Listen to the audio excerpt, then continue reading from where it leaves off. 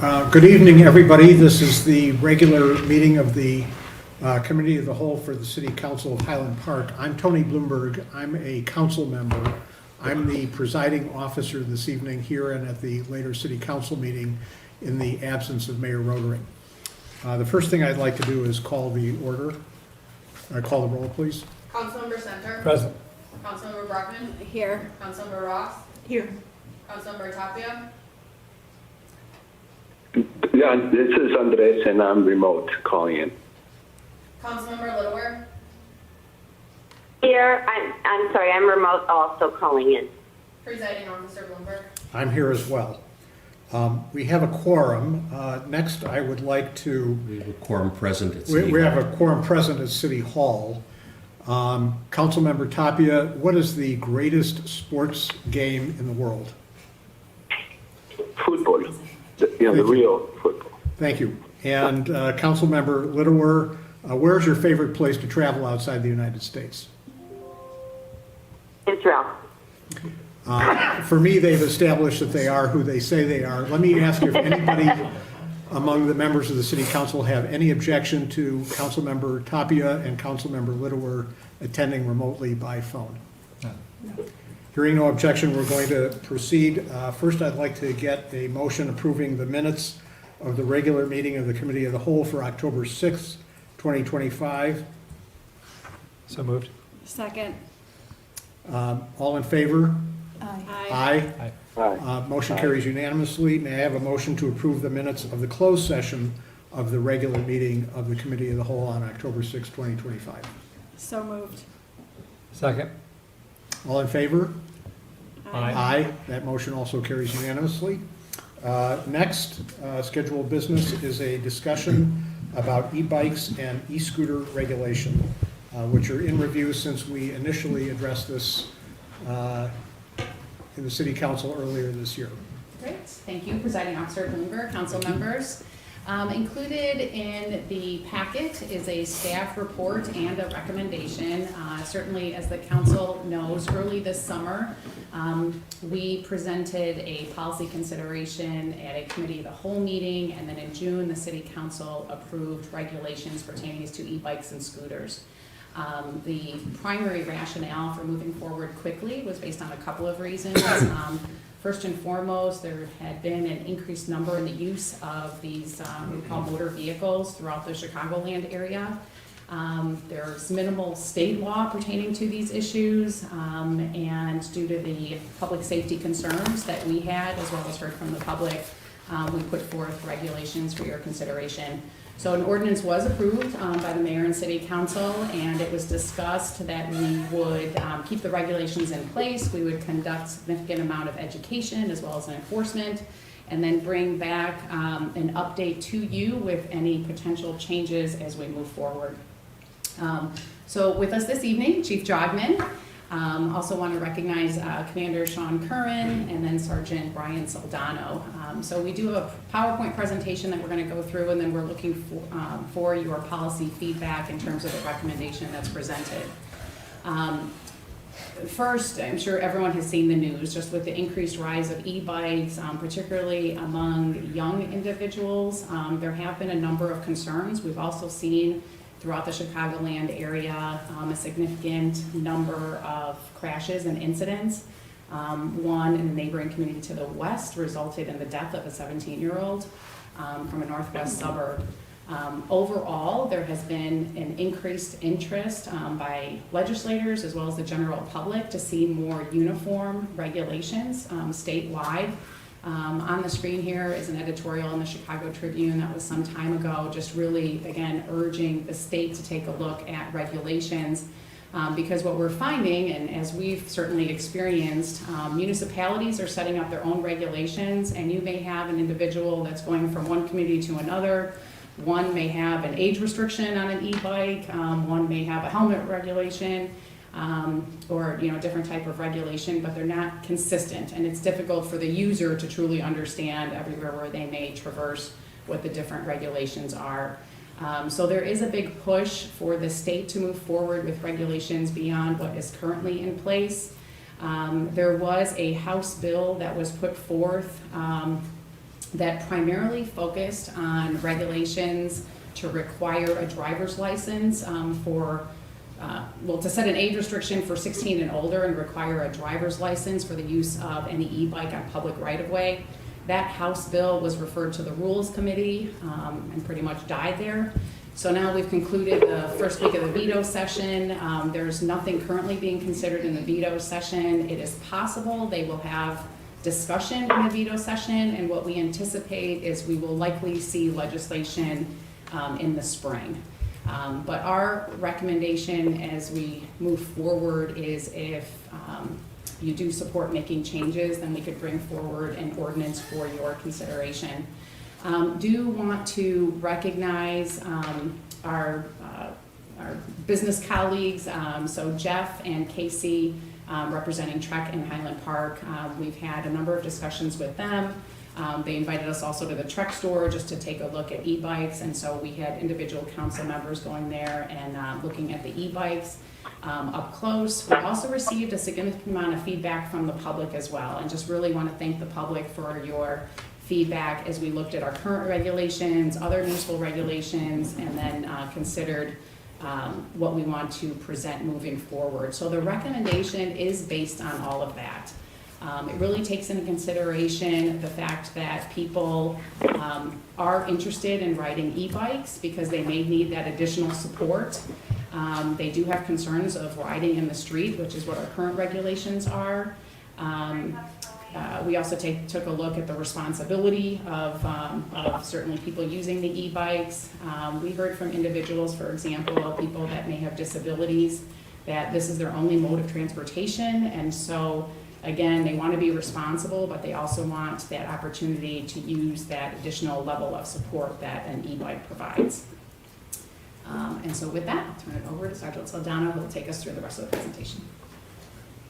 Thanks. So, hello everybody, good evening. Nice to see everybody again. You may recall, I've seen you guys a couple times at a couple of these, and we're back to the drawing board a little bit. So, I just want to check, my goal for today in my presentation, if you will, is to go through some things that I'm sure you guys already know, maybe some things you don't know, but the foundation of what I hope to get through today is I want to make sure that we're very clear on a difference between an e-bike as the standard that the state has given us of class 1, 2, and 3, and what you'll see me refer to in this presentation as an e-moto, in quotes. We can call it whatever we want in the future or whatever, but I'll get into what I mean by the difference of that. But that's the crux of my presentation with a bunch of facts there in between. So today I want to talk about that. I want to talk about some things that I really like about the ordinance, the way we already have it, that we did back in June. And then I want to talk about some things that we've learned from June to present as these bikes or the use thereof have evolved, how other municipalities have evolved theirs. You know, some municipalities have probably looked at ours and thought that looks pretty good, but I like to fine tune it here or there. They had some advantages maybe in that regard. So anyways, I'll just get right into it. So right now, what the information I'm going to give you is talking about recommendations to amend this ordinance 71360 to permit now class 1, 2, and 3 low-speed electric bicycles in all areas where traditional bicycles are allowed. You may recall, as written currently, we used a word, other motor vehicles, and we encapsulated class 1, 2, and 3 into that category. So where we're going to talk about, or you can envision a bike similar to what's photographed up there, which I'm going to call now and factor that into the e-moto class of things. That bike's actually the one that was ridden by the kid in another community who struck a person on the sidewalk at a high rate of speed. So I want to make sure that, again, we understand the differences there. I want to define what an e-moto is, or electric motor vehicle is, and again, make sure that we're talking about something completely different. We have in the history, as residents, parents, whatever, we say e-bikes, and we have a vision, and it's a subjective vision of what that is. And the challenge is to get out of our minds of when we think e-bikes, we think of something like that. That is not an e-bike. I'll show you what that is a little bit later in the presentation. When we talk about these e-motos, as I'm calling them here today, my recommendation is to make sure that we have some pretty strict restrictions on those, like they have to have rear mirrors, they have to have headlamps, they have to have brake lights. It requires a valid registration, that's license plates, insurance to operate them, and the operators to possess a valid M or L class driver's license. That's the licensing that's required for something like a Vespa scooter or something like a Harley Davidson. All right, a Harley Davidson, if we're just using that as our visual, it's like an M class. That's a motorcycle, something over 250 cc's. Under 250 cc's is an L class. So there's like your Vespa, I hate to use the word scooter, but there's what we had historically known as scooters. These bullet points are things that we already have that I'm hoping to retain. I want to uphold the state law requirements of 18 years of age to operate an electric scooter. I want to continue to require helmets for people 16 years and under, and the requirement for lights and reflectors when driven at night. I want to continue the education and recommend voluntary online training through safe electric bicycle operation. I want to continue education and enforcement efforts and communicate through public communication channels, code regulations, and then continue to participate in different events. This past year we did the bike rodeo. I can see us expanding that to other things.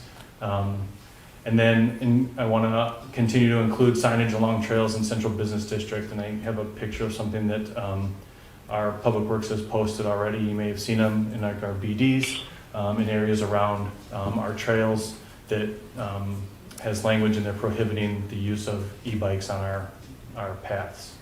I also want to make sure that I'm including, it was noted, like trikes.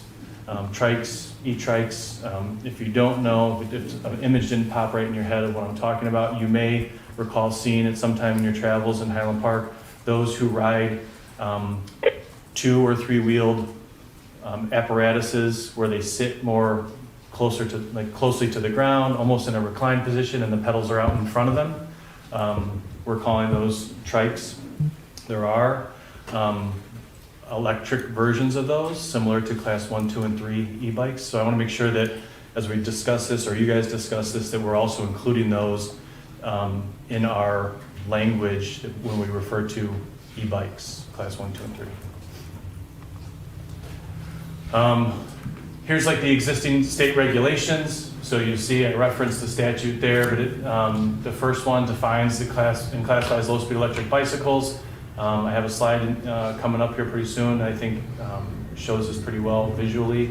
But these classifications are determined based on the motor's function and the top speed. To operate a class 3 e-bike, you must be 16 years of age. That's set by state statute. The statute just below there requires distributors to affix classifications and top speeds on bikes. What I learned from Trek in our field trip there was, that information can be affixed to a bike kind of anywhere. And on the specific models that we saw at Trek, in my humble opinion, there would be no way for an officer, enforcement-wise, to be able to identify the classification of bike as they pass, on the roadway. Different than if we had reason to stop somebody and inspect the bicycle, then we could more clearly define or identify what kind of classification they were. So that's a potential challenge as far as enforcement goes. Of course, per state statute, we want to restrict. There's a restriction of speed modifications on e-bikes, and then no sidewalks. So e-bikes and bicycles are not allowed on sidewalks, to be ridden on sidewalks per state statute, and I want to continue to retain that as part of my recommendation. So this chart was created to try to give a nice, clean, easy way to understand the difference between class 1, 2, and 3. I know we kind of discussed this back in June. There may or may not have been confusion, but in the event that there was, I think this is a good chart to kind of describe what each one is. So I'll just go through it. But if we work from left to right, class 1 e-bikes are pedal assisted. There is no throttle, and when I mean throttle, a throttle on, I tried to put a picture on the top left corner. It's small, there's been limitations with PowerPoint, but a throttle is like, in this particular case, in the top left corner, there's basically a button on the left thumb that operates similar to like if you've ever driven a snowmobile or a four-wheeler, or maybe even certain jet skis or wave runners in the past. And by pushing that button, it allows the vehicle, whatever it is, to propel forward. Class 1s do not have a throttle, and their top assisted speed is 20 miles an hour. Now, I think it's important to note that they can achieve speeds over 20 miles an hour by pedal power only, but the motor will shut off at 20 miles an hour and not give any more assistance. According to Trek, this is the most sold version of an electric bicycle in their store. If we move to the right, Class 2 e-bikes, also pedal assisted, also have a top assisted speed of 20 miles an hour. The main difference there is Class 2s do have a throttle. And what that throttle, I've already described what that is, but what that throttle allows on a Class 2 is you can propel the bicycle from 0 to 20 miles per hour with no pedaling, right? So it's assisted in that it gets you going, but once you hit 20 miles an hour, that motor shuts down, and then it requires manual pedaling only. Moving to the right, Class 3, again, pedal assisted. There is no throttle, so there is no propulsion without pedaling. And then the top assisted speed is 28 miles an hour. So they do, in fact, have the ability to have motor assistance to a higher degree, 28 miles an hour. But at 28 miles an hour, just like the Class 1 and 2 before them, the motor shuts down and it requires 100% human power to continue to go. Again, I've been told it's not me, but there are people who can achieve speeds like this on strictly pedal power, like human power. You may have seen them traversing our town on road bikes. I also learned there are road bikes that are electric bicycles, Class 3. And to city manager's point before, I've talked to people as part of my research, and these Class 3 road bikes, as an example, allow people who maybe are avid bicyclists who no longer have the ability to keep up with their riding groups to continue to do so.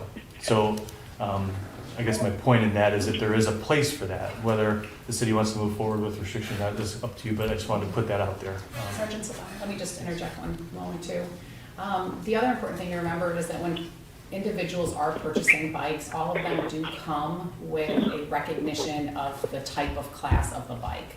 Although it's about a size 10 font on the bike. So it's not like it's very visible, certainly as the cyclist is going by. And then just very similar to these graphic images that you see on the PowerPoint that we have here, the bikes are very difficult to differentiate.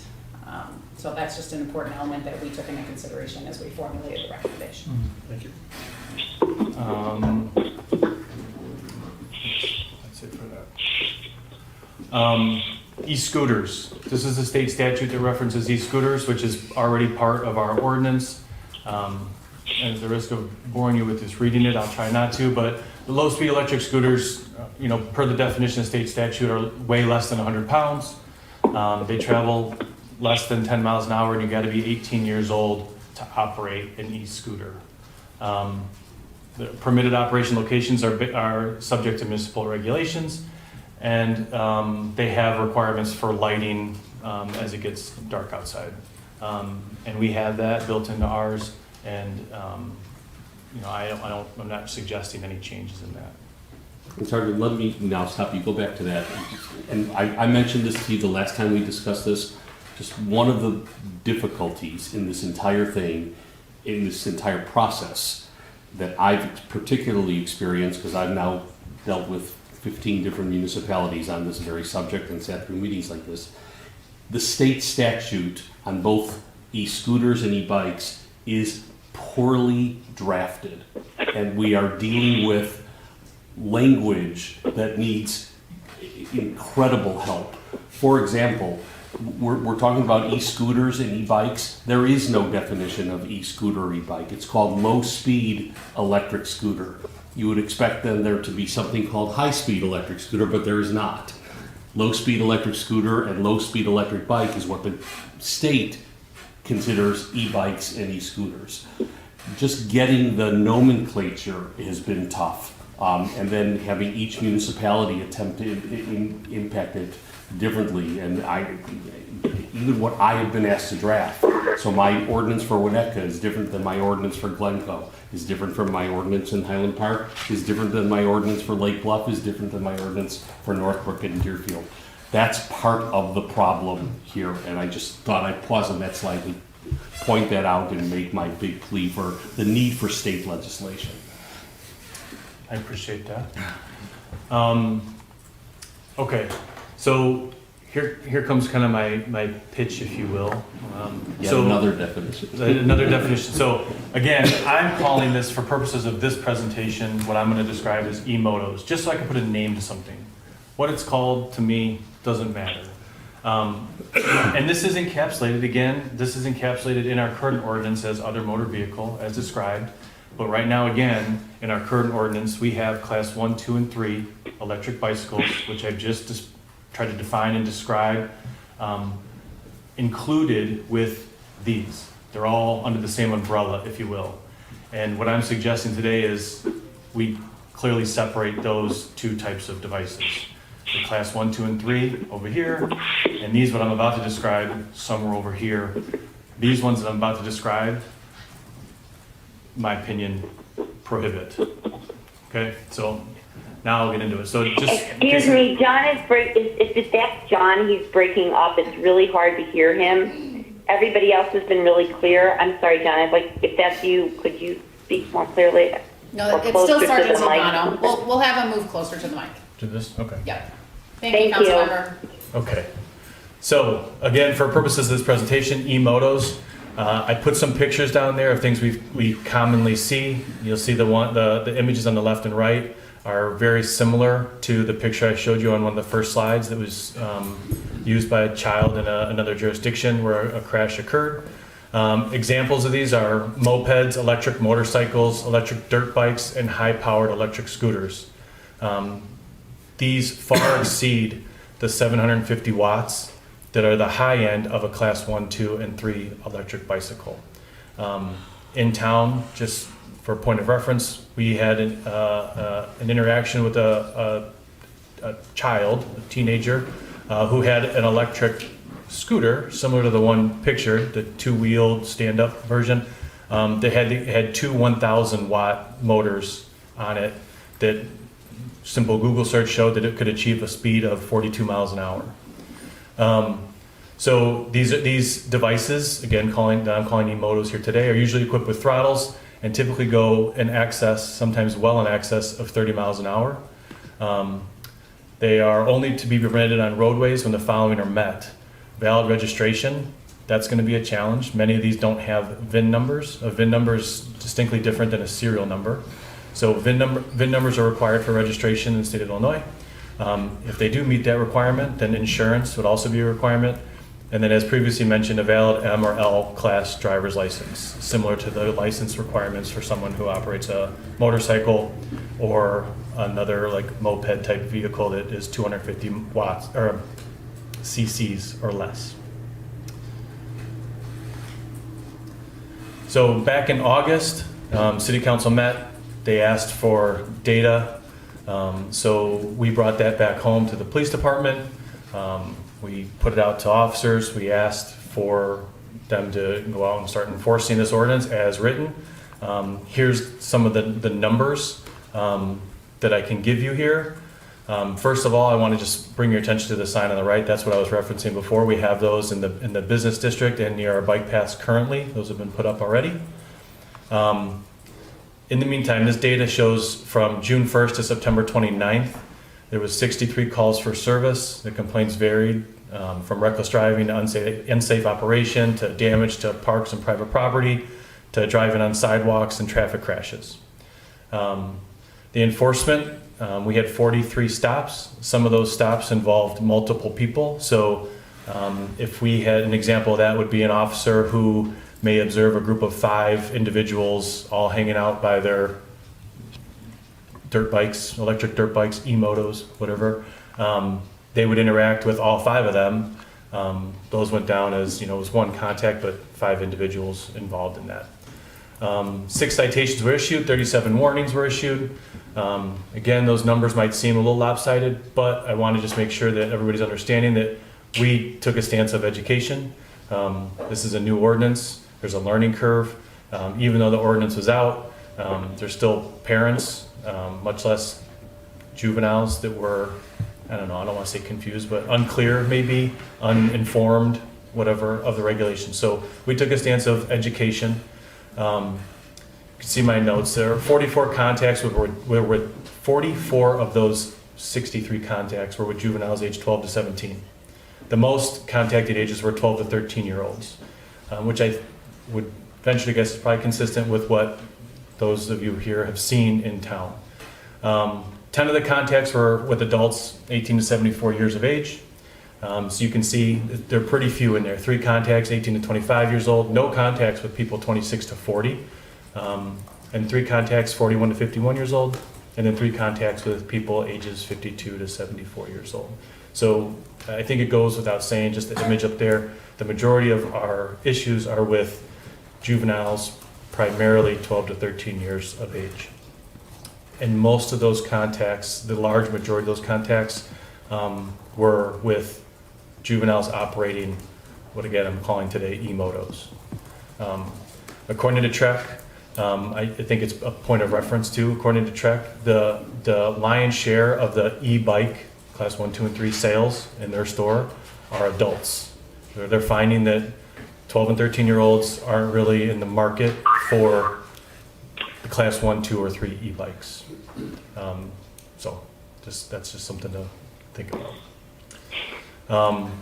I did do a little bit of research on what are other communities around us doing. These are definitely the Cliffs Notes versions of that. Winnetka's is probably one of the more recent adopted ordinances. And there's, this doesn't even encapsulate all of theirs, but I can give you the, again, this is for scooters. Brian, I think in terms of consideration of time, I think it's just suffice to say, the regulations vary by community, and really what, we can certainly go into it if you want, but this is also in the packet, and then maybe, I just want to leave time to get their feedback before the next time. And then lastly, then this is just a, I don't know, for lack of a better term, a cheat sheet that I created with an officer at the PD that once we kind of determine what we're going to move forward with, this is something that I think makes for a nice visual that we can put on the city webpage or wherever, put out to social media, that I think makes a better image and again, easier to understand of what we're exactly looking for, and that helps with the education component as opposed to just trying to read legal jargon on the city webpage. I think this was my attempt to make that easy. And if I can add, just to give you some comfort, because I think that there's a lot of concern about what the sergeant is calling e-moto, which I think is very clever. I like that, and that I think our police department came up with that, and it's novel. I believe we already prohibit those. It's just not done in as clear of a way, and it's sort of combined in with the class 1, 2, and 3 e-bikes, which we may want to separate in the proposed new ordinance. But I believe we already prohibit those today, and could cite people for using those unlawfully. So I just be aware of that. But I do like where our police department is going with this. Having sat through a lot of these, I think this is a very, very clever approach to addressing this.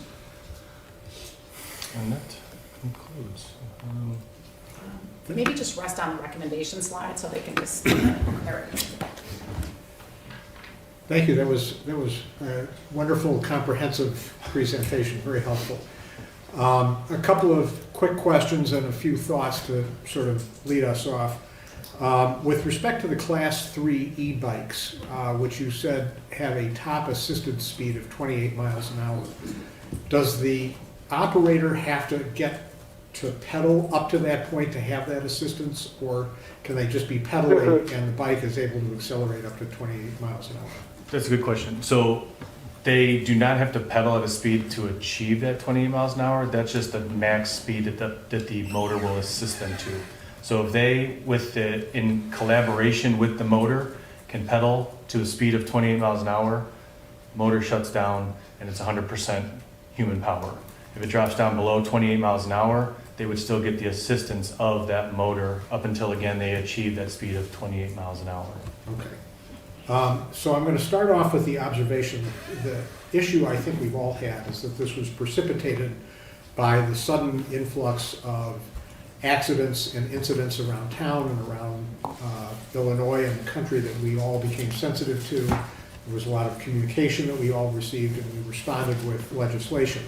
We then received a lot of reaction to that perhaps our legislation was overly prohibitive, and that we are restricting people who use e-bikes who couldn't necessarily bicycle under their own power in fairly limited circumstances. Older people, as we've heard, who may not have the muscle ability to get a bike up to a point where they can enjoy riding.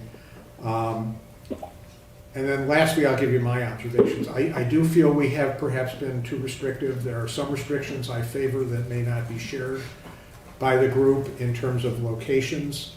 I'm satisfied with the limitations on what you described as e-motos. Among other things, they have to be registered. And many of those vehicles can't be registered. And that's easy enough to address. The fact that they don't have VIN numbers takes a lot of stuff out of use entirely, and I'm comfortable with that. To me, the issue is the three classes of e-bikes that you've talked about. And to me, it sounds as if they operate within a range that an unassisted bike can operate in. Not all of us can get a bicycle up to 28 miles an hour under our own power. I don't think I've ever been able to do that, but there are riders around town who can do that, who may not be able to do that anymore, who are members of bike clubs. And that may be a legitimate and safe way to use that. The other classes of bikes fall into what we would see as more common usage. And so the question to me becomes more a speed issue. At what points do we want to regulate how fast somebody can go on a bike? I don't know that do we have speed regulations for cyclists on city streets? I don't know that you can really enforce that, and I don't think cyclists could get up. It's hard. I would say it's difficult to when they ride in the packs, it's very difficult to pinpoint one rider out of there to actually take enforcement action if they were speeding, like a car, you know what I'm saying? Like, because they travel in such large packs, you can't pick one out and do the enforcement. Hoping that answers your question. Yeah, it does. The last thing that I'll say about myself, when we've had this discussion before, there were a lot of conversations regarding the Green Bay Trail and the other bike trails in town. I have been uncomfortable in the past with allowing power-assisted vehicles onto some of these trails, understanding that their speeds may be exceeded by cyclists. There are unassisted cyclists that ride on the Green Bay Trail. That's certainly permitted, and sometimes they achieve very high speeds. But I have some concerns about adding to that and the maneuverability on a trail that is shared by pedestrians in a fairly restricted space in terms of width. I'm willing to listen to all comers. Some of these issues were addressed by all of us at the time we first talked about that, and this is an appropriate time to talk about that again. Lastly, the reason that we're here is that we wanted to wait to the end of the season after we had put these ordinances in place to see how they played out. And we've seen some statistics. Those clearly indicate the bigger problem to me are beyond the three classes of bikes, so what you call e-motos. And that's interesting to know. So with that, I'm just going to go around if I can, starting from my right. Thank you. Thank you for that presentation. One question I had, but I think you answered it, was of the 44 contacts with juveniles, how many of them were over 750 watt lights? I don't have that answer in front of me. But generally speaking, the ones that were those, what I'm calling emotos, all of them would have been over 750 watts. And just talking, because we didn't, like, our data collection tool was basically like a piece of paper. You wrote your stop, what it was. We didn't ask officers to write things like, there wasn't, like, did it have pedals? Did it not have pedals? What was the wattage, blah, blah, blah. So we didn't ask that. We just asked them to do enforcement, document what type of enforcement they took. That's it. Okay, thanks. And then with the proposed amendment, prohibit the modification of the speed of people changing the speed or propulsion similar to what Winnetka has? Like to prohibit. So that is part of the Illinois state statute with It is, e-bikes. So okay. that's already a prohibition in the state statute. Okay, thank you. And then I guess to the point that I've mentioned before, is like every time we talk about this issue, I just think about the narrow bike paths that we've talked about, and the walkers and the women with the strollers or whatever it may be. So I also think when you look at this bike easy sheet, which is great by the way, that we put on it somewhere else to update educating people, because especially when you look at the ordinance that we originally have, like bikers are supposed to give a warning to pedestrians before they're, going past them, and I don't know if people really are doing that. So just to make sure that they have better education, especially with these e-bikes, I know they weigh more, and so just that people are aware that, going forward, that that we do education, or that we really just get it out to people that this is what you should be doing. And I don't think people are doing that on bikes necessarily. But I'm okay with the change, especially the change in the e-motos. And I think hopefully in the springtime, it'll just be a state law that just, we're all standard, all the surrounding suburbs. So thank you. Okay, Councilman Center, Councilman. Thank you. Great presentation. I feel like this is exactly what we were looking for and what we needed in terms of clarity and definition around the different types of vehicles we're talking about. So incredibly helpful for all of us to make sure that we're speaking the same language around what these are. And not to mention that we asked you to go back and obtain data and come back with a recommendation that is based on that data. And I think you've done exactly that. So appreciate your hard work this summer to do the research, to think through the different options, and to come back with a solution that feels very sensible to try to thread that needle between, public safety and certainly the issues that we've been facing, and still allowing the residents who enjoy the class 1 through class 3 e-bikes to be able to use those. Couple points of clarification or just questions. I was going to ask exactly what Marissa, asked around sort of what percentage of those stops related to the e-motos. It doesn't sound like you have that data. Can you anecdote it? Like, do you have a sense? Like, was your gut that most of them would be from the e-motos? Yeah, just from what I've seen and just talking, with officers, the majority of those stops, I'm going to say, were with what I'm classifying as e-motos. Yep. They're easy to identify compared to the class 1, 2, and 3, Yeah. which makes the enforcement component, dare I say, easier. But Yeah, so enforcement is the next question I had, right? You mentioned sort of the speed component of that being very difficult to enforce. And my assumption is that's also why you have not tried to bifurcate class 1, 2, and 3, is because when you're out on the road, it's very difficult without looking at the fine print on the sticker what those are. Is that you why? cannot, in my humble opinion, you cannot tell the difference Yeah. as you stand over the top of one. If you have 3 lined up as they were on Trek, novice at best, could not tell you the difference. The only thing that was obvious as I stood within a foot of these was that the class 2 had the throttle by the grip. But in passing, I don't know that I would have that same observation as an easily identifiable thing. Yeah, makes sense. So here's where I'm at. Here's where I'm at, and I do have a couple of additional suggestions as well. Again, kind of going back to the fact that we asked the department to come back with data, which they did. I think the data supports our assertion that the large percentage of these issues relates to juveniles, and we need to direct policy around that. And I believe that this proposed policy does a good job of doing that. Although it's not necessarily enforceable, I still believe, and maybe we can do some research on this, but speed limit signs or signage on the trails, yes, we're not gonna be able to ticket people, but I do think they'll make people aware of sharing the road and being more thoughtful around how they're operating class 1 through class 3 bikes. And so I would be a proponent for adding some signage on the trails just as a mechanism to make people aware while they're riding that they need to practice safe riding, sharing the road, sharing the paths with pedestrians. I know that's been a concern for certain council members. Marissa just mentioned that as well again. We did do that, Okay. just so you know, but we can certainly review and enhance that because certainly if the ordinance changes, we need to change all those signs anyway.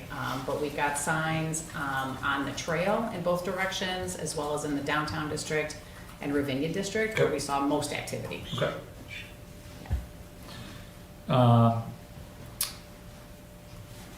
I would love the enforcement and to be far more punitive on the e-motos. I think $100 is not enough. I don't know what our laws would allow, but I think we need to make it like $1,000 to stop parents from buying these bikes for these kids. These e-motos for these kids. Because $100 is for a lot of people is not going to do anything. So I think we have to be really thoughtful around what's going to prevent people from buying these in the first place, from getting the kids to go on them. And so we need to, I'd love to kind of get the council's opinion on that. And then lastly, it's just like, it's been a topic that obviously we've talked about a couple times, and people share their anecdotes. And we've all had different experiences. We hear stories about what happens in different states and different countries. Like none of that is relevant. Like we've got data here to support the decisions that we're making. And so again, just really appreciate all that you did to help come up with a practical solution. You're welcome. Thanks. Councilmember Ross. Thank you. And I want to echo what everybody else said about thanking staff and thanking the police, for the report and, a comprehensive report, and it was just very helpful to read. I agree, the issue is this age group, 12 to 13-year-olds. Clearly the numbers bear that out. And I did have a question about the pedal assist boosting. How quickly does that kick in? Like, do you go 0 to 23 within, No. I'm sorry, 0 to 20 Yeah. in? So I guess I'm going to ask you a clarifying question. Are we talking the class 2 that has class throttle, or class 1 or 3? Well, any with the 2 and all of them, I guess I'm just wondering how quickly. It is Only gradual. two It's has the gradual. throttle. Yeah. It's gradual? Yeah, only 2 has a throttle, Okay. but generally on an e-bike, it is, you're not going like 0 to 20, Right, immediately. right. It's a It's a gradual. So you're not like, kind Okay, of jerked okay. forward, but you can get to that speed fairly Fairly. quick. Obviously much quicker than if it was just human You're power. just human power. And I also have the comment about, I wrote down before you started writing, how quickly can we start enforcing, enforcing the penalties? And I'd like them to be substantial as well, or they don't have any bite to them. And I think that's the word, bite. I'm also concerned about, I don't know that there's anything, what we can do about it, how easy it is to modify these bikes to go a lot faster than 20 miles per hour. Some of these bikes can be modified So I think what we heard is that the state prohibits It modification. prohibits it, but Correct. it's fairly easy to do. So we actually asked Trek that question, and they said the opposite. They said it would be very difficult to modify that It is. for, yeah. Thank you. And the business about the second bullet point, maintaining minimum age of 16 years old, removing the driver's license requirement, and I did mention this to the city manager earlier today, that I would hope that any, certainly any bike that can go over 20 miles per hour, I feel you should be required to know the rules of the road. You need a driver's license, in my opinion. And so I don't favor just removing it across the board like that. I think possibly, I'm not sure how I feel about whether you still, you allow class 1 and class 2, but maybe class 3 you need a driver's license for.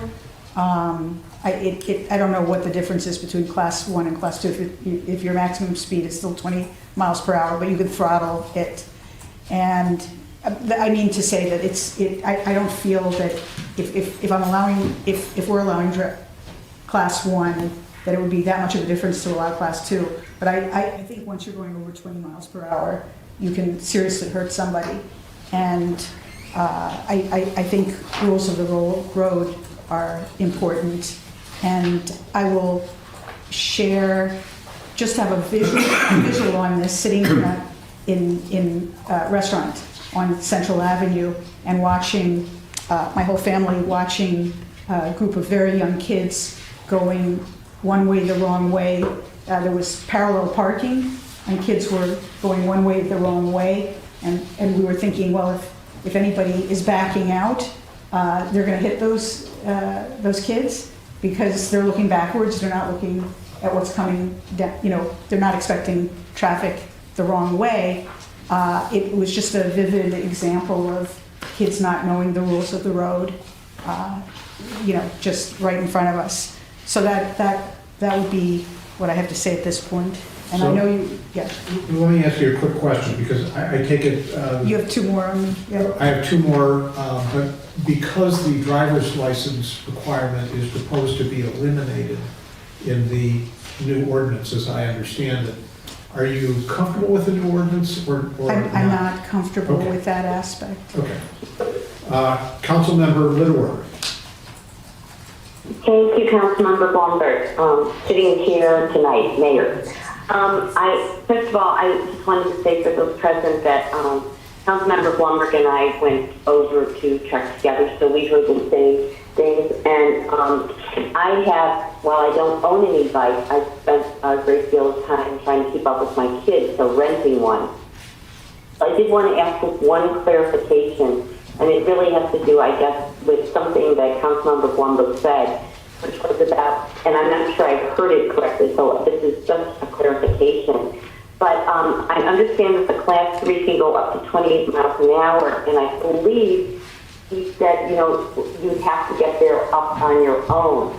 And it's my understanding that on a 1, 2, or a 3, you start pedaling, and you're pedaling. So let's say you are, like going 10 miles an hour, okay? But you're going uphill. So all of a sudden you say, you know what, this is really hard. So you push your e-bike button or your throttle, whichever you happen to be riding with, and it propels you and you can go faster. So it's not like you have to get up to 28 miles an hour or 20 miles per hour yourself. You could be a 10 mile an hour joyrider, but because you have this extra, and I'm asking this, it's my understanding that you can go up to the 20 or 28 because you have the assistance. Is that correct? Yeah, that was the same question I had, and the answer is you don't have to pedal at 28 miles an hour. You just have to be pedaling, and the bike will get you to 28 miles an hour. Okay, so thank you very much, because that was my understanding, and I just wanted to make sure that is the case. First of all, I really appreciate what staff has done, because I agree with you.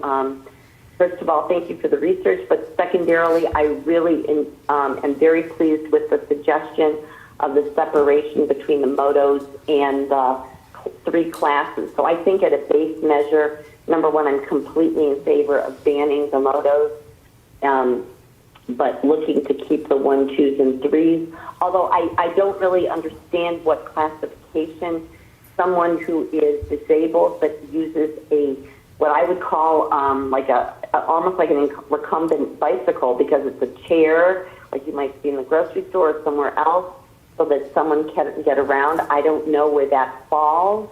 I'm hoping that falls within the 1, 2, or 3, because the last thing I want to do is ban the people who really do need this to get around, even though, yes, it does have a motor on it, but they're just trying to get around. And we are not talking about 20 or 28 miles an hour.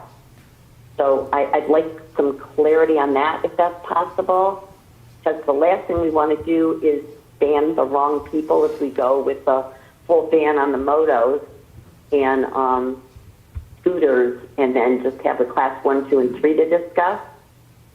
So I don't think there's a proposed complete ban on the motos. It's just that they have to be registered and licensed as any other kind of motor vehicle. There are some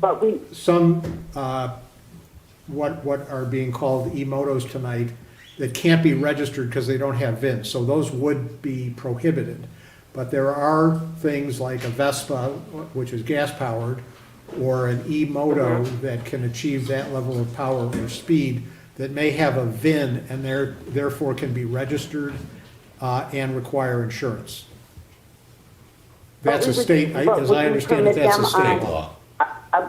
Are we looking to permit those on pathways if they're registered? No. I mean, I thought that the ban that I'm talking about is that, obviously they can go in the street, but on the pathways, the sidewalks, and everything else. Yeah, that's correct. Okay, I just wanted to double check that. Thank you, guys. I'm sorry, it's a little difficult to hear, so I just wanted to double check. The questions regarding the main perpetrators were really great, and the breakdown as to who we seem to be having trouble with were very helpful.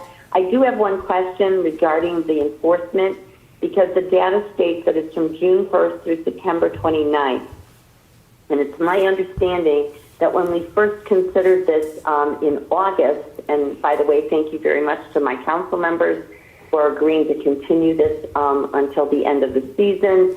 But one of the reasons it was even more incumbent on waiting till the end of the season was it was my understanding that in June and July, we were not really enforcing to the extent of citations because we thought we might be pulling this back. And so even though we began to count the calls as far as enforcement, it's my understanding that really didn't occur until almost August. And I'd like a clarification from law enforcement on that, please. Yeah, I would say that's fairly accurate, but I'm gonna have the chief come up and stand up, but stand by. Yes. Councilmember Littleworth, yeah, absolutely. For us in law enforcement, and as you know, we're supported by the 10 shared principles of public safety. And one of those principles is procedural justice. And procedural justice holds that people understand the laws and the reason behind the laws and have a really every opportunity to come into compliance. And so we find, in our experience, as Sergeant Soldano said in the field, we were not getting the impression that people were aware of this, truthfully not aware of it. We generally can tell when people are or aren't aware of it, or we get a good sense of that. We really got the sense that people in the community were caught flat-footed or off guard with this change. And so to jump right into enforcement for us did not seem like it was in the true spirit of procedural justice. We really wanted to give everybody the opportunity to understand. And then when we brought it back to council in August, and then the discussion was continuing on here until October, we did a mix of enforcement. But really, it was this educational trying to assess where we really truly stand to get you the information you needed. That's very helpful, and I think that's really fair. I'm really glad we've sort of eased everybody in, and I really think that's helpful. And it certainly, even after this education, it appears that people have, there are some violators and not. Anyhow, I really believe that staff did everything we requested of them. I'm incredibly grateful to you for that. I will say that in order for me to be comfortable moving forward with permitting the 1, 2s, and 3s on the paths. I really see that that our staff has a very tough job in front of them. I appreciate the fact it's very difficult to distinguish between a 1, 2, and 3. I think the only thing that's different between 20 miles an hour and 28 miles an hour may be someone's life. And I have to tell you, I'm looking at this list of neighboring communities, and as much as I would love to say I think that 1 and 2, class 1 and 2, I would have no trouble with this, but it seems to me that it's impossible to distinguish. And so other than Evanston having the 1 and 2 distinction, everybody else, I mean, when I'm looking at this, Glenview just says no to streets and sidewalks. And in a way, city manager, I would have preferred for the police to finish their briefing, even though it is a bit redundant, but in terms of describing what the other towns have done, because what we really see is that most of them have banned even 1, 2s, and 3s on our paths. And so if this body decides to move forward with it, which unfortunately, because I would love to see 1s and 2s on the paths, but I have a problem when someone can go up to 28 miles an hour. My son was hit by an e-bike and ended up with a concussion, and he's very able-bodied.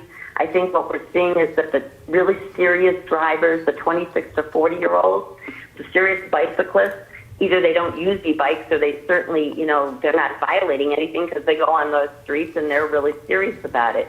And we're seeing it's the young kids who are doing this, in part maybe because they don't know the law and therefore they're not maybe stopping at a stop sign, or they're going fast, or they don't have the ability to discern well enough as a driver with a driver's license would. But, the only one that I'm seeing, the only other restriction I would be happy with, in addition to, I agree with Councilmember Center, I really appreciate the signage that I know the staff has said they're really going to they're really going to put out there. But I'd like to see speed limits, and I'd like to see them enforced. I want to know what they are. I know that when I walk on that path and the e-bikes have flown by me, I don't know how fast they're going, but man, it is fast. And it's a narrow path, and it feels like they're about to hit you because it goes so fast by you.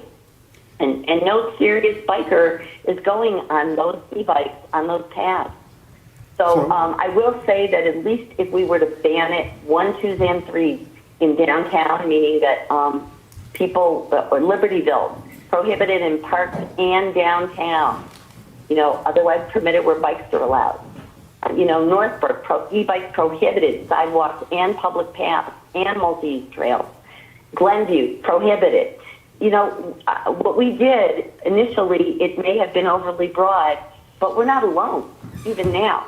And I would either prefer to have us wait and see what the state comes out with in the spring and look at this, in light of all of the other information that may still come to be, and take a vote on it then.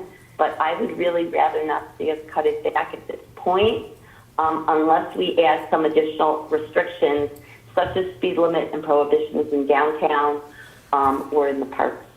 Councilmember Littler, thank you. I need to let Councilmember Tapia address this. I'm done. Thank you. I'm so sorry. That's okay. Councilmember Tapia? Yeah, thank you, Councilmember Bloomberg. A few comments and a couple questions. First of all, in terms of process, I feel that the police officers have used the time this summer very well to test and study the situation. So I'm really appreciative of all the data and the breakdowns and their even more informed point of view, because they now had a chance to really do their work and see what works and that doesn't work. I thought that the field trip that we all took in groups of 2 to stay appropriately separated and go, but we went, and it was very helpful to see, understand, some even went on rides themselves and to test them out firsthand.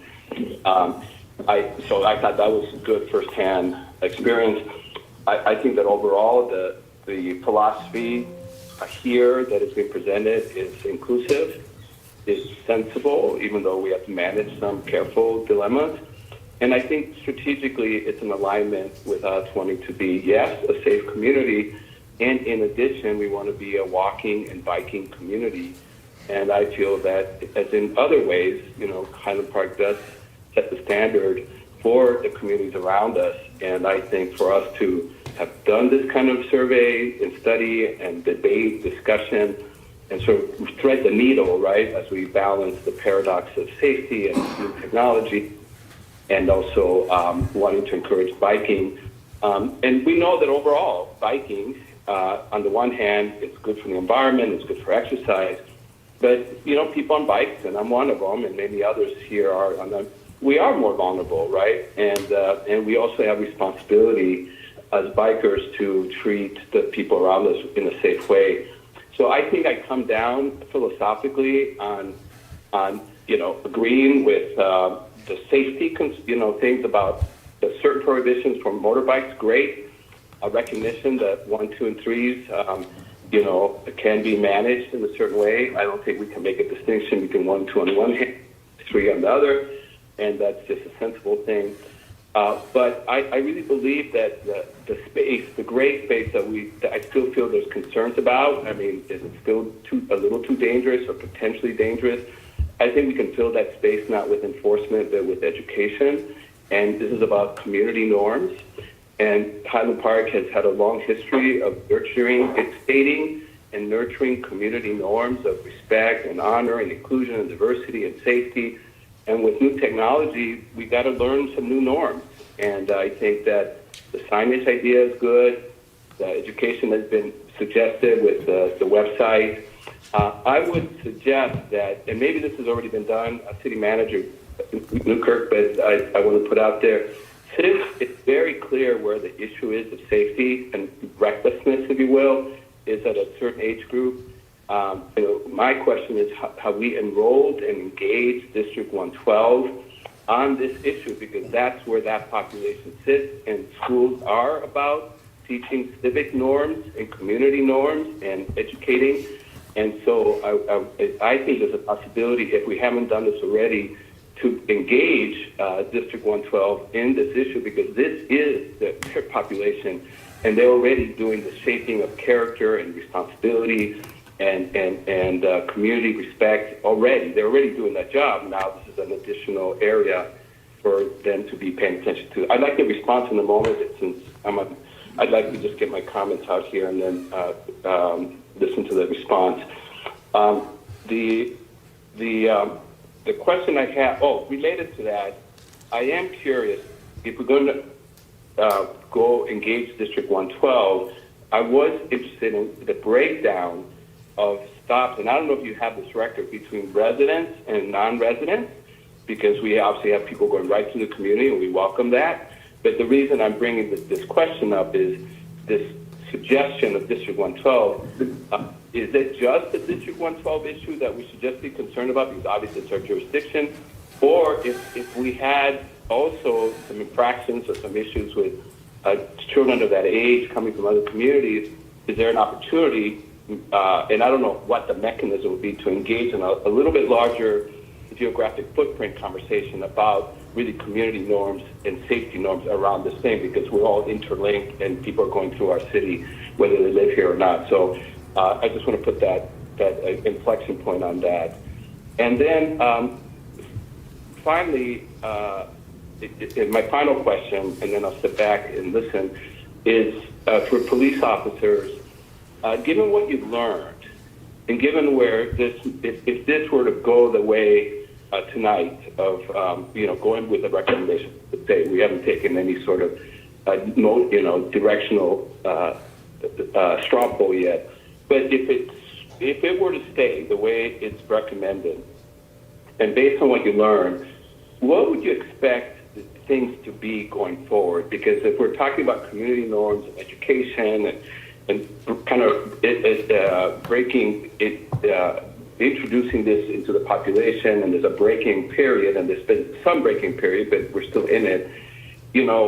Given the implementation of similar regulations and other issues, just in sort of traffic control et cetera, et cetera. Kind of what can we anticipate would be the impact in terms of, do you anticipate, yes, there will be fewer infractions, there will be more careful riders, that we will be more vigilant, we will have more mechanisms. Like what, coming outcome-wise, what do you expect the outcomes to be? And process-wise, what do you expect the process to be if we were to sort of agree to what is recommended tonight? Yes, go ahead, Manager Newkirk. Yeah, thank you. Thank you, council members. I'll start and then I'll turn it over to the chief or sergeant for a law enforcement perspective. But I want to address a couple of the questions and comments that were made. So legally, it's certainly possible to separate and create an ordinance that separates class 1, 2, and 3. If you want to do like class 1 and 2 is only permitted and not 3, that is legally possible. But from a practicality and enforcement perspective, again, we strongly do not recommend that. Again, for all the reasons that Sergeant Soldano had indicated. Similarly, establishing a speed limit is also possible, but again, that is not an effective way to enforce these regulations. As it is right now, we get residents that were like, there's a car doing 50 miles an hour, down my street.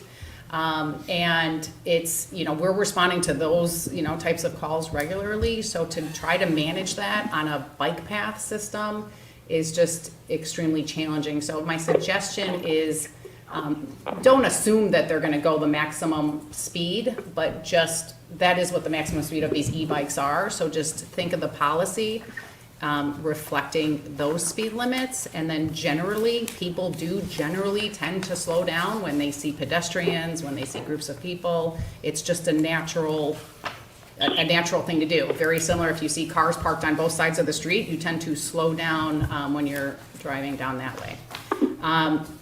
Our recommendation is we certainly could increase the share the road signage that we have, as well as the other signage that there was one slide of the current signs that are in place. Whatever ordinance is passed, we would need to update that as well. As it pertains to our education efforts, we used all the communication modalities available to us, primarily the Highlander, the e-news, social media, to communicate when the regulations were enacted.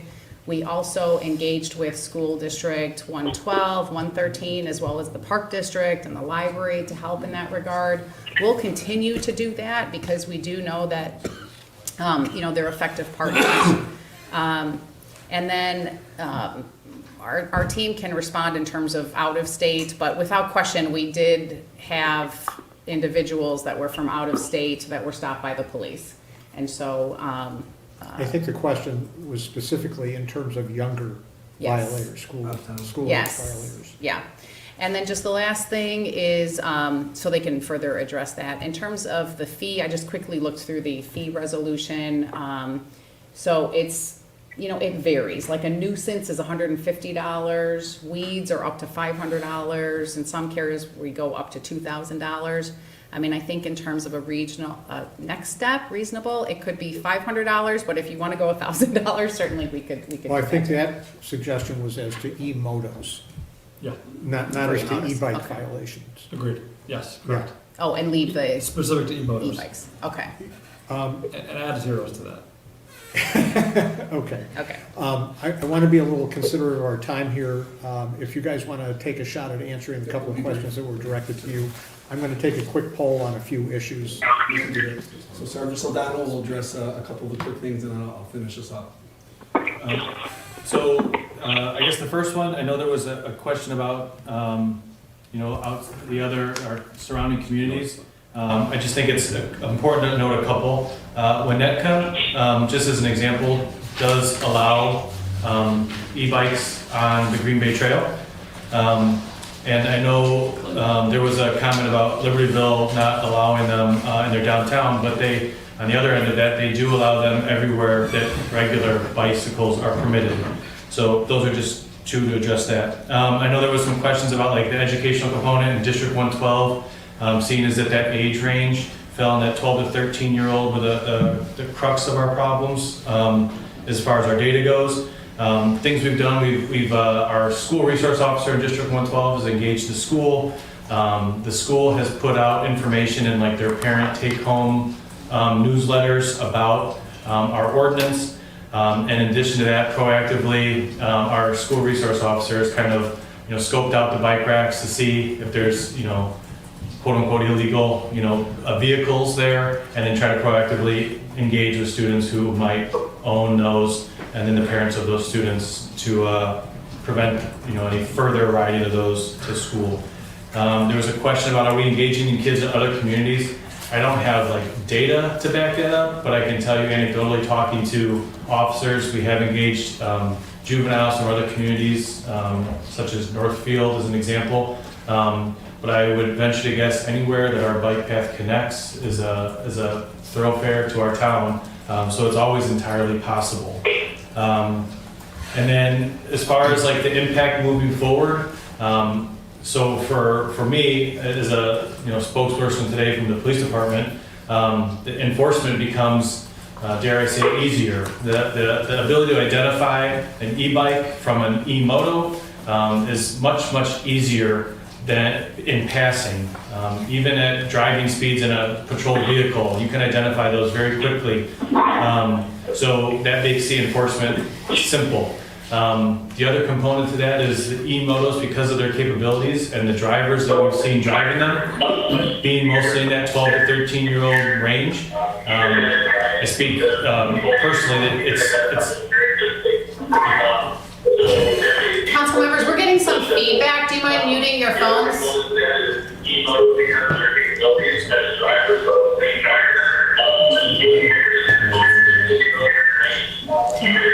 Council members Littlewer and Tapia,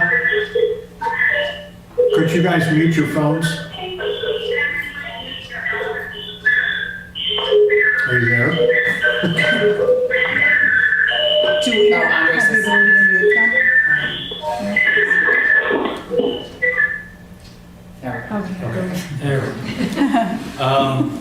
So I just touch on the enforcement. It becomes easier to identify, thus easier to enforce, and then to adjudicate. When we go to, we have scheduled our first juvenile administrative court hearing scheduled for October 28th. And because of all the different caveats in our ordinance the way it stands, I think that lends to more questions from the hearing officer, where based on these recommendations, I think the violations become much more clear, and the burden of proof in that court being just preponderance of the evidence makes it much more easy to say, yes, that it's more likely than not that they violated our ordinance, as opposed to now, is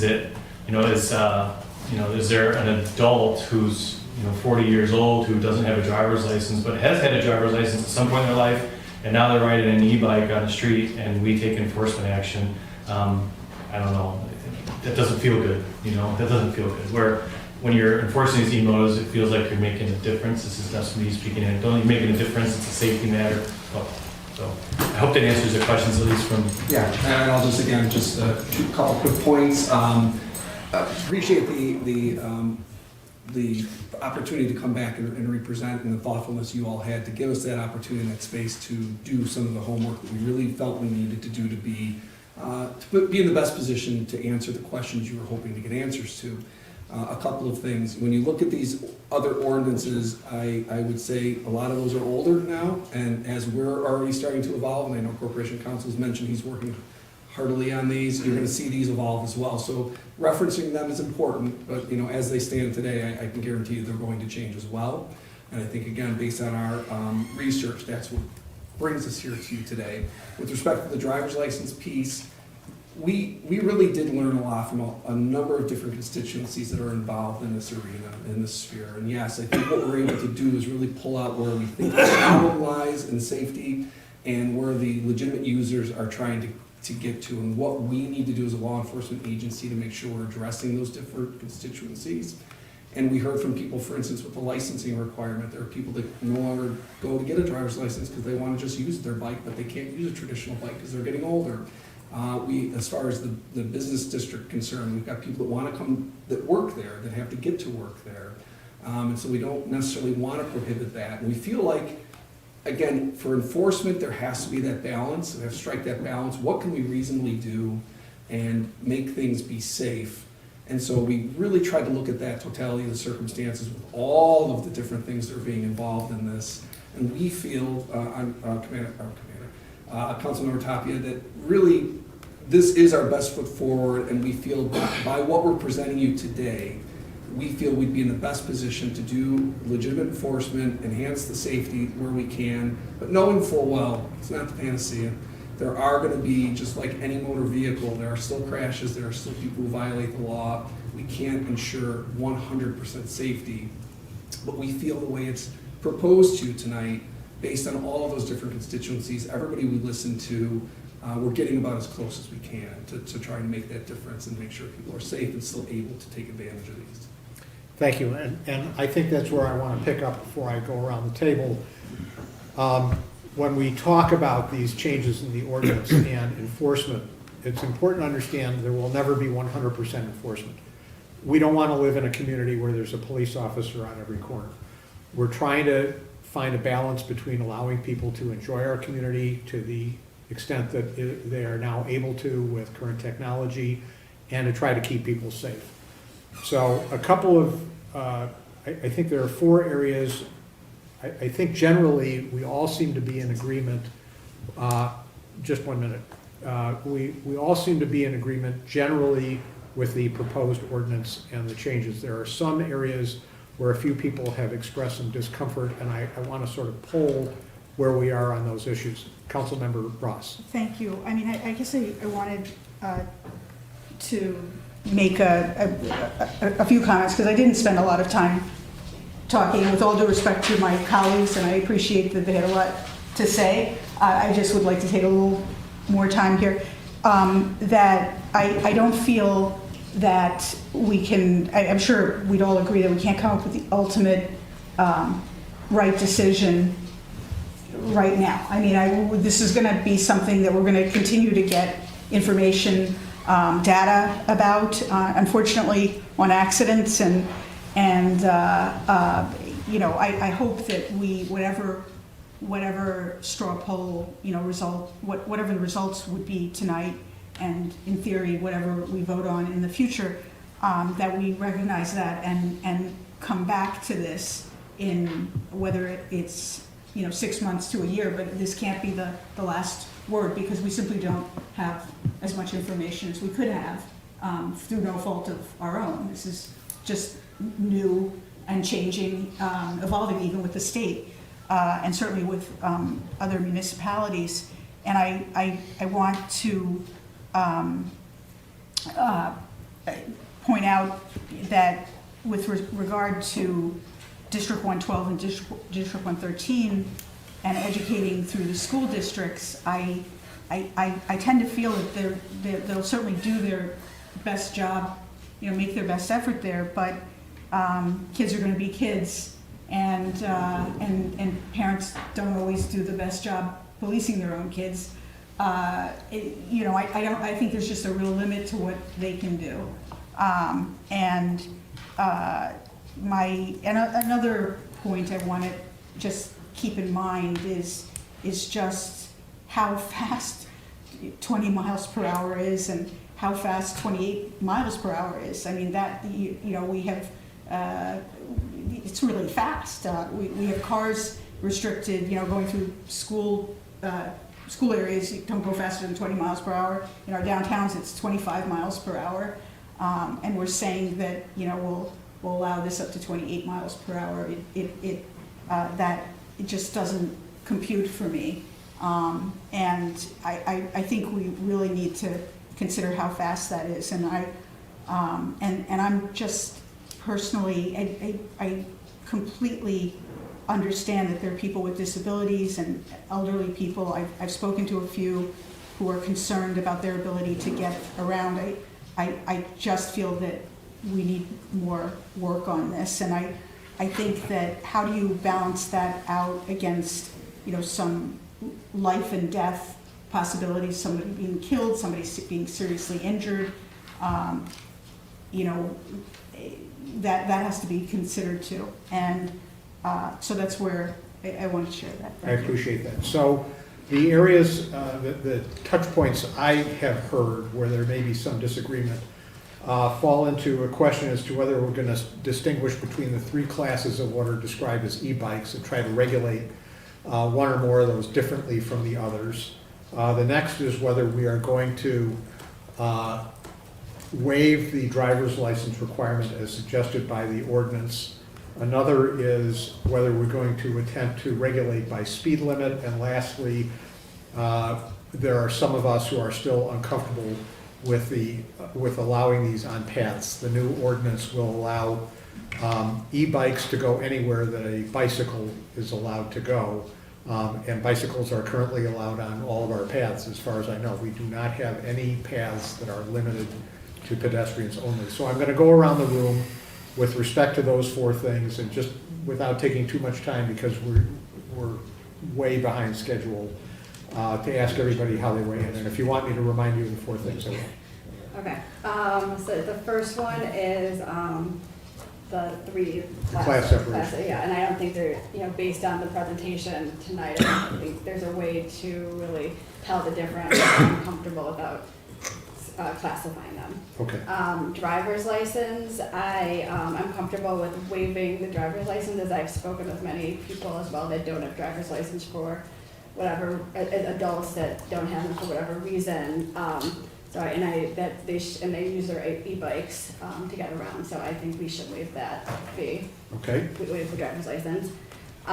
Next is regulating speed without, as it was mentioned by the city manager, there's no real way to regulate the speed on bike paths. So I think having signage to show speed and remind riders what they should be, if they have an e-bike, they could ride an e-bike, not an e-moto, and as well as making sure they know the rules of the road in terms of signage as well as education. Okay, and the last was whether you want to allow them to go everywhere that bicycles can go, including on the paths. I would say yes, especially, as I will mention again, with the proper education and making sure people are aware with the pedestrians on the road and that they actually say that they're coming around and make sure that they actually are respectful to walkers and strollers and et cetera. Like cyclists are required to do. Yes, exactly. Okay. I agree with everything she just said. Okay. I just want to add, again, increase the fines for the e-motos. I got that. I'm leaving. No problem if that's a the- separate discussion. You got it. Yeah. Councilmember Ross, The class separation class separations. of e-bikes as opposed to Yeah. anything else.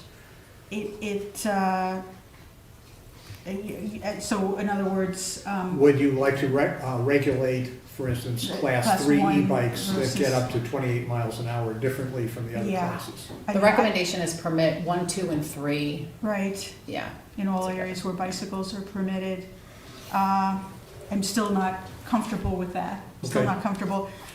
Driver's license, and I just wrote, just because you don't know the rules of, just because you don't have a driver's license, doesn't mean that we can't, you're somehow exempt from knowing the rules of the road. I feel, I appreciate that issue, but you need to know the rules of the road. It's public safety. So I feel a driver's license should be required. I'm still only comfortable with 20 miles per hour as far as allowing everywhere, including paths. I'm barely comfortable with 20 miles per hour. So I just need more time on this. And in terms of the use of paths for 1, 2, or 3? I would love to say, class 1 and 2, allow it, but then the police have said they can't distinguish between them. So I feel stuck on that. I don't think 28 miles per hour, and there will be people, using it at 28 miles per hour. There just will. And not comfortable with that, yeah. So, and the use of paths, I think you just answered that. I just, I feel, kind of stuck because I wish there were a way to distinguish between the two kinds of bikes. Okay. Councilmember Littleworth, 3 kinds of bikes. are you there? Councilmember Tapia, Is anyone there? Councilmember Littleworth, can you hear? Okay, I'll go ahead. Okay. Yes, Councilmember, you want to just, and then, when you declare. Oh, I'm sorry. The live stream is a little slower, so give me 1 minute. Okay, sorry about that. so Can you Councilmember hear me? Littleworth, Yes, in I'm terms sorry. of regulating the 3 classes of e-bikes differently, what is your feeling? I would not distinguish. I trust that the staff can't distinguish. Okay. I don't like it, but that's how it is. It's not tenable. So I'm fine with not distinguishing, keeping them 1, 2, and 3. And in terms of requiring a driver's license or not requiring that? Yes, please. I do. I think there's an obligation. So yes. Speed limit. I do think we should. Yes, I would like a speed limit. I would like signage. I'd like to do the best we possibly can to enforce it. Whatever that speed limit may be, and I know that staff is deeply committed to it, but let's do whatever we can. And I am a no on the path. No, you do not want to see a restriction, or no, you do not want to allow them on paths? I don't want to permit it until I see that these things can work. I don't know how we can. Okay. And I know it's kind of there's different. It's like, how can you prove it if you don't let them on? Oh. But until I see order, it's just not safe in my Okay. information. Councilmember Tapia. Yes, I agree with actually the staff's recommendations, plural. I don't have any objection to any of them. The only one thing I would like to underline, which City Manager Newkirk addressed in a way that seemed pretty good directionally about District 112. I would like to know what the efforts are. I'd like to know more. I mean, it's outside of our jurisdiction, of course, but it'd be really good to have a report, a presentation, a letter, or something from District 112 to indicate, and even the Park District, and to see what they're doing. And that could be a collective document that includes the city's efforts, the school's efforts, and the Park District's efforts. And it could be part of a larger communication, of getting the word out and these are the things that each of these government bodies are doing to educate our population. Again, my philosophy is, this is managing the paradox very well on the part of staff. There are dilemmas, but I feel comfortable with the recommendations, and I want to keep enforcing the community culture development. Great, thank you. For me, I don't think, I'm sorry? Councilmember Blumberg, can I just say that I really like that last suggestion about the Park District, because I love the stuff about 112, but considering how much involvement the Park District had over the summer, I concur with what Councilmember Tapia just said too. Sorry. I appreciate that, and we'll incorporate that, but at the moment, we're just trying to figure out what the ordinance may or may not include. With respect to class differences, I think it's impossible to distinguish between classes effectively and have reasonable enforcement. So I'm not in favor of distinguishing between different types of class uses. I'm a bit torn on the driver's license issue. There was an argument made, I think a reasonable one, that people eventually get to a point where they give up their driver's license, but those are the people, many of them, who are going to start using e-bikes in order to get some sort of recreation. Perhaps requiring a driver's license up to a certain age may be appropriate. I do want to assure particularly that younger people who are using these are using them within the appropriate laws that we have. But I guess when it comes down to it,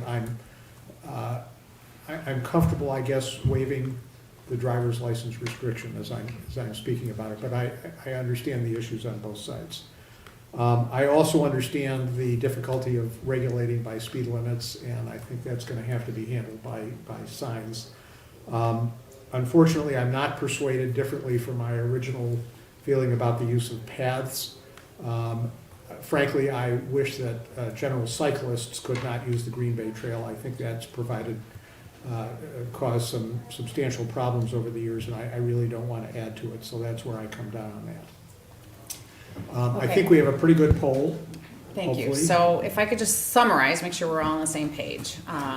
So to permit class 1, 2, and 3 together, there are 5 people who support that. We have the majority that supports waiving the driver's license requirement. There are the majority that do not support a speed limit restriction. And then, Split. yeah, split 3-2, permit e-bikes on paths. So So fortunately, I won't be the presiding officer when that comes up for the final vote. So we will follow up with an ordinance with this information, have it on a future city council agenda, so that will be a formal opportunity to vote. We will definitely follow up, we'll include in that report, and we'll continue to work on the communication and education component based on the feedback from the council, so that'll be in that subsequent staff report too. One last piece. Yes. One is that I hope that there, I mean, I beg us to revisit this again. I mean, just to keep in mind that this is constantly changing, the information's changing, the state's changing. And the other one is to Councilmember Bloomberg's idea of driver's license. If you reach a certain age, I think we're all concerned about the 12 to 13-year-olds, the younger cohort. Would it be possible to do? I've not heard of something like that. That Well, at a certain point, the minimum age is going to be 16, so that's sort of a non-issue. Right, but can you? Yeah. What were you proposing? I was proposing that perhaps people who've had a driver's license or have given up their driver's Right. license and don't drive cars, But had it at one time. but had it at one time. But again, that's a very difficult thing to regulate. I'm thinking of past experiences. So I think we have a pretty clear direction for staff. This has taken a lot longer than I anticipated it would. And so with that, I'm going to draw the discussion to a close. Corporation Counsel, you'll take a shot at this. Yep. You'll give your best efforts. What you put together already was quite good and appreciated. That was the police department. They did a wonderful job. Thank you. With respect to the next issue, I'm going to suggest that we handle that after our regular city council meeting and that we recess for the regular city council meeting. Can we do that without a That's vote? exactly right. Yes. Okay, so I'm going to call recess at this point. We don't need a vote, for that? We do not. He can declare it. We are in Declare. recess. Time to use the swings. Assistant to the city manager, Paul Hitzko, call the roll. Councilmember Center, Present. Councilmember Bruckman. Here. Councilmember Ross, Here, Councilmember Tapia, Present. Councilmember Littleworth, presiding officer. She's here. Yeah. Presiding officer Bloomberg. I'm here. We have a quorum again in City Hall, and we have Councilmember Littlewer and Councilmember Tapia on the line, whose voices I recognize from our earlier session. Well done. Okay. Our next item that we did not get to is a discussion about bicycle parking and connectivity and our policies. Yes. Thank you, Presiding Officer Bloomberg. I think I got that right. Yes, you did. So this is a discussion about bike parking and connectivity policy. It's a follow-up to an earlier discussion, actually a formal consideration of some zoning text amendments in May, and council had directed that this matter come back for an informal conversation about some the items that did not were not approved that night. So this is that conversation. So we're just requesting feedback related to bike parking and connectivity policies. The staff's already made recommendations, like I had mentioned in May, and this is a further discussion with additional information that council might find useful. So if you recall, back in May, we did have an item that council considered, and there are several elements to that, what we call it, omnibus amendment package, that had been recommended by the Plan and Design Commission. In summary, it was simplifying requirements related to receiving parking reductions for bicycle parking, and requiring internal pedestrian pathways within large parking lots, those with 150 spaces or more. Both were approved 6-0 on that evening. The package also recommended requiring bike parking as part of new commercial and multifamily developments, including for changes in use for existing buildings. The idea there was to have new buildings comply with the proposal, as well as those that were retrofitted through change of occupancy to these uses. And then lastly, to require multifamily and commercial planned developments, those that require planned developments, to provide connections to adjacent existing and/or planned trails. Both motions failed, the requiring bike parking and the connection to existing or planned trails for planned developments, by a vote of 2-3-1 and 2-4 respectively. Okay, so some new information since then. Staff conducted a survey through the Northwest Municipal Conference, a very useful service that they provide. And 13 municipalities responded to the following question set. So, does your municipality require by code that bike parking be provided for new commercial and new multifamily development? If so, what are the requirements? Would new developments in your community incorporate adequate bike parking on their own without it being required? And does your city code require developments to connect to abutting bike paths or pedestrian trails? And lastly, does your community require pedestrian pathways be provided in parking lots? So essentially asking a full set of questions that were addressed through the package, the legislative package that we had provided in May, to get some additional information from other communities. If you might recall, there was a portion of our past report in May that did look at some other communities. That data was from our Move HP plan. It was actually a page from the report, a table that was made of some other municipalities. I have it here tonight as well. But this is fresh data, so you could see and add to that knowledge base, if you will. So the survey results. Does your municipality require by code that bike parking be provided for new commercial development? What we found in the 13 that responded, we have the answer 7 yes, 6 no.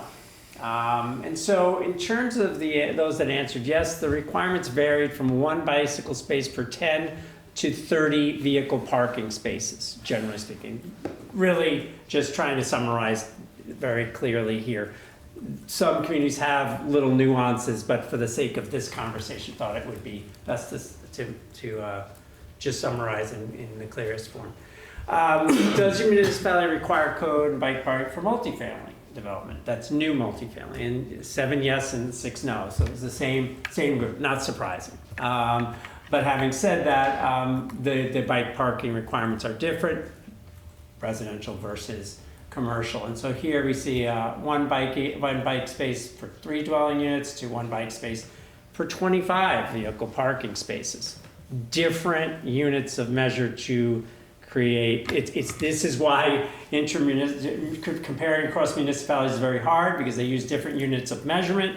So whether 1 space for 25 parking spaces is the same as 1 space per 3 dwelling units depends on what their parking requirements are in that community, right? So it's difficult to just on first glance know, but it gives you the range of and the differing approaches that communities have pursued. So would new developments in your community incorporate adequate bike parking on their own without being required? Now, this is just an opinion, okay, from these municipalities that answered this. The professionals who take these surveys are people in community development offices, typically, and these were the answers we got. This is, in your judgment, professional judgment, essentially, what would you think. And what they find is that one community said, Winnetka, frequently. Pretty much all other communities said occasionally or infrequently, and 2 said rarely. I would say that occasionally and infrequently is our experience as well. In terms of connectivity, we asked, does your code require developments to connect to abutting bike paths and pedestrian trails? Des Plaines and Morton Grove have trail connection codes. Other respondents either do not have code, but rather use the development consideration process to obtain connections where appropriate. As you may recall, Hidden Oak subdivision, a subdivision of 10 homes, right near our offices on 1150 Half-Day Road on Compton and Livingston. There's a small subdivision there of 11 homes. It's nearly completed. And one of the planned development conditions was it was a public benefit, actually, to make a connection to what would be an existing trail, bike walking trail next door in the preserve. And they did, and it cost about $13,000 and consisted of 90-something feet, I believe, of connection.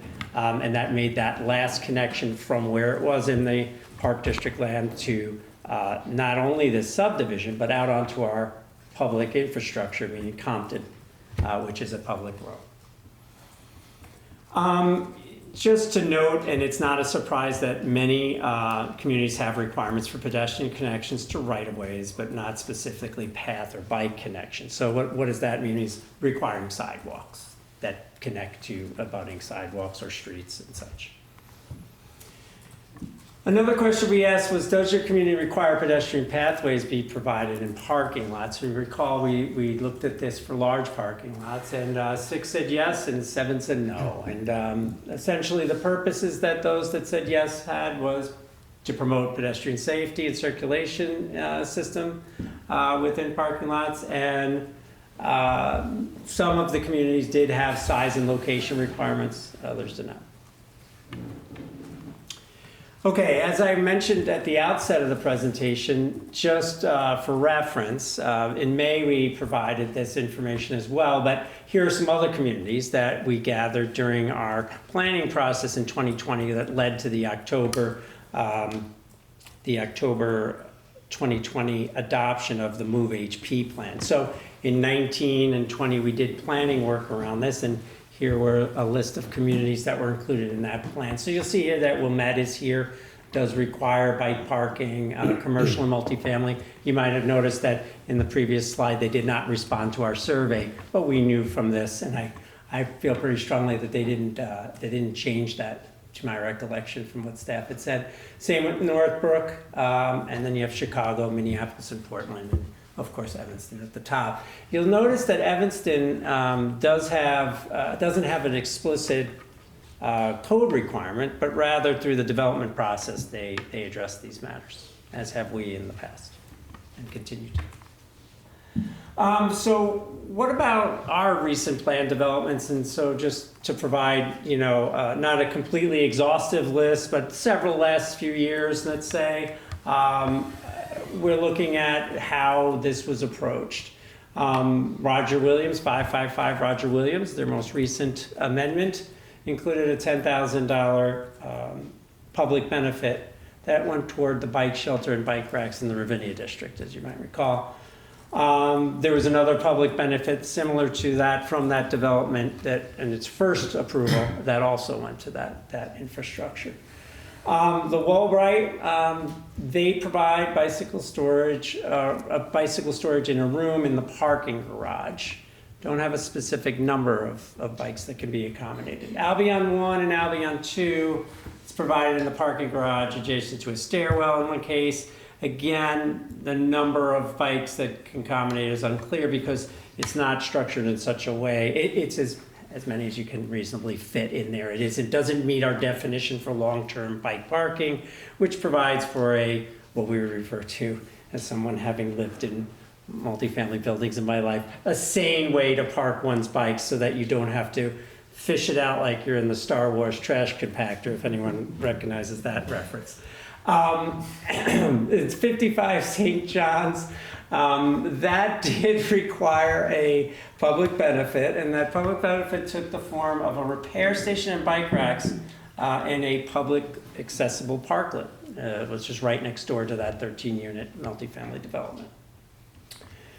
Park Sheridan, there's a bike storage in the lower level, about a 10 by 12 area. This is a 20-unit building though, so but 10 by 12 area. So just give you an idea on that, the size of that. And 734 Central Avenue was a preliminary approved development. Has not yet come back for final, but the lower garage level includes 7 bike racks, 14 bike capacity. Green Bay Road, Green Bay and Glenview, 23 units recently developed. Now this was townhouse development, so there were none, but their garages are the ground floor garages walk out, and that's frequently where bikes are stored along with vehicles. Same with Laurel Park 2, 30-unit development that was recently approved. Okay. This is a map of trails, whether pedestrian, bike, otherwise, and other types of bike infrastructures depicted here to kind of get an idea of, well, if we have a planned development and we did require that they make trail connections, where might that be? Okay, and so this is a map that provides the areas that would be adjacent to a trail or path.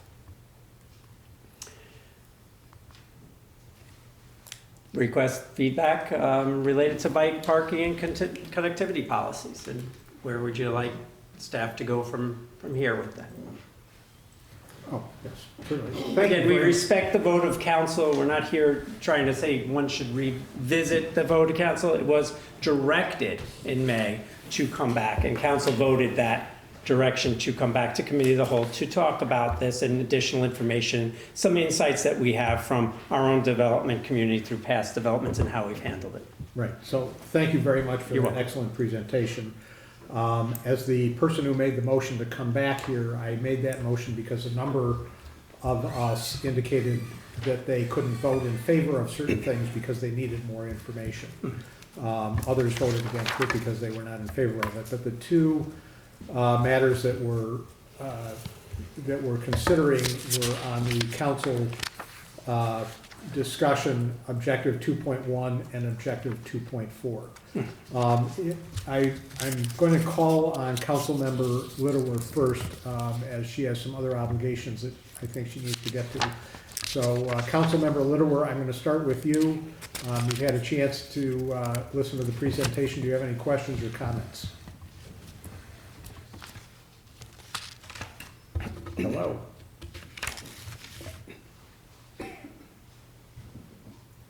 Please unmute yourself. Annette? Sorry about that. That's okay. Hello there. Councilmember Littleworth, how are you? Very good. Thank you, Councilmember Blumberg. I'm so sorry to That's jump right okay. in there. I just, first of all, I wanted to thank you all, again, staff, very much for doing this deep dive in it.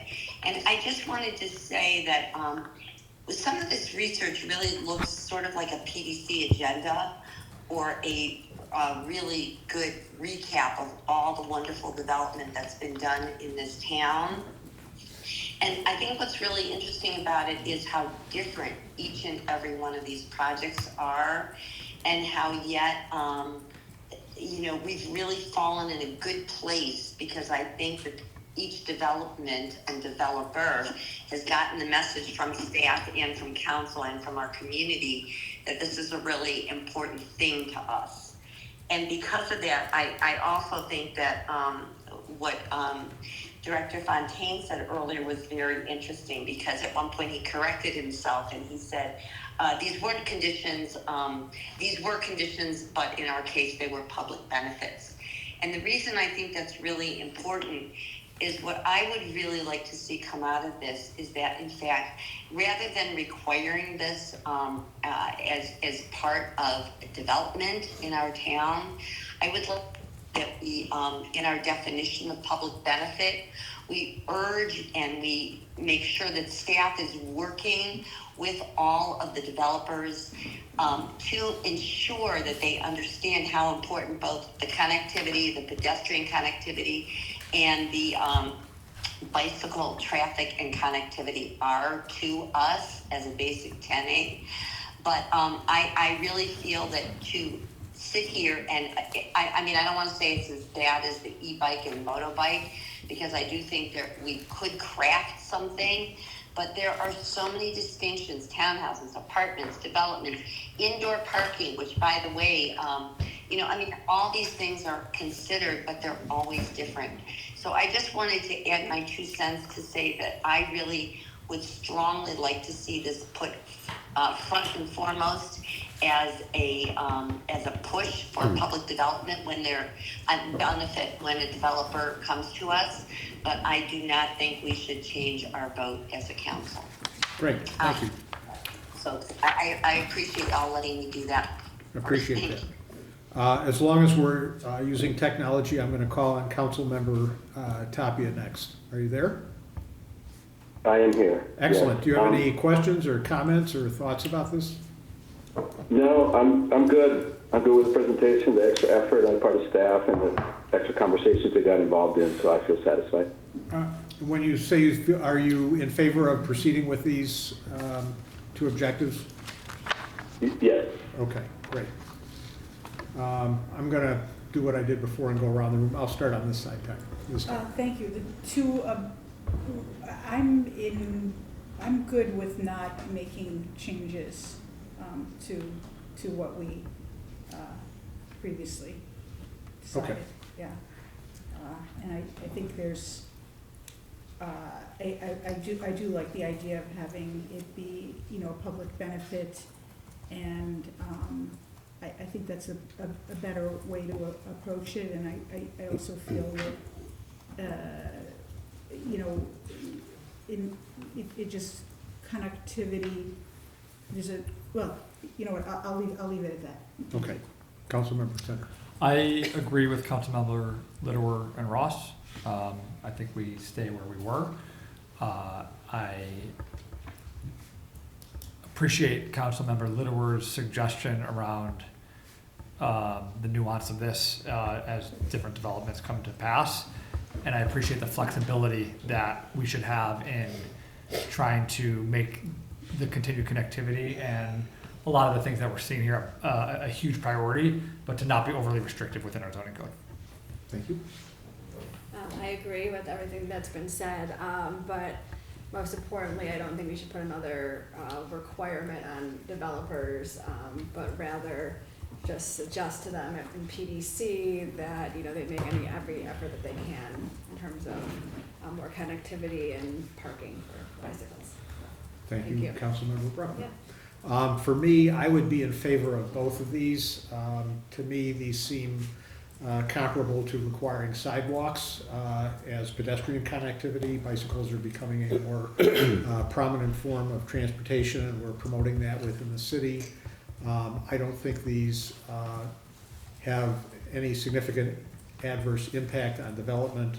Having sat through 2 interesting discussions by panels of developers over the last 4 years presented at the biennial municipal conference, developers simply want to know in advance what they're required to do. I think this is frankly no more onerous than providing parking spaces, providing sprinkler systems in certain kinds of buildings. So I would be in favor of it.